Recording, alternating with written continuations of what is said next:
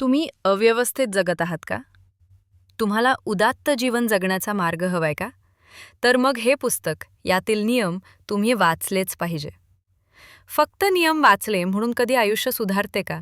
असा प्रश्न तुम्हाला देखील पडत असेल. मात्र हे पुस्तक आणि यातील नियम तुम्हाला तुमचा हा गैरसमज दूर करायला मदत करेल. आज आपण खरेच अव्यवस्थित जगत आहोत. अशा काळात हे पुस्तक तुम्हाला सुव्यवस्था शिकवेल. उदात्त जीवनाकडे जाण्याचा मार्ग तुम्हाला सापडेल.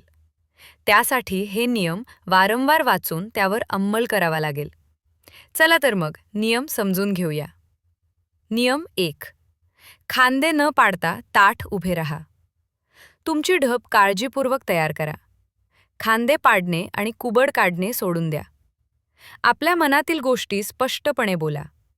ज्याप्रमाणे इतरांना त्यांच्या मनसर्स मांडण्याचा अधिकार आहे, त्याप्रमाणे किमान तितकाच तुमच्या इच्छा मांडण्याचा तुम्हालाही अधिकार आहे.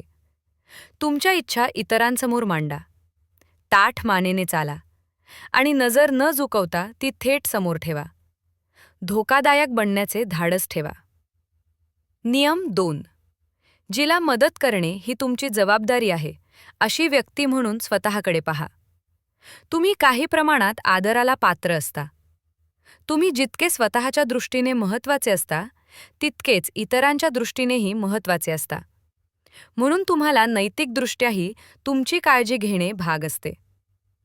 तुम्ही तुमच्या महत्त्वाच्या आणि प्रिय लोकांची जितकी काळजी घ्याल, त्यांना जितकी मदत कराल, तितकीच तुम्ही स्वतःची काळजी घेतली पाहिजे आणि स्वतःशीही चांगले वागले पाहिजे.